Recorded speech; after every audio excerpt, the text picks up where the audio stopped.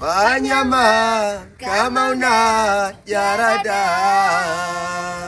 wakina na itunze faraja, wasijema akina husuda, ya ndani wesi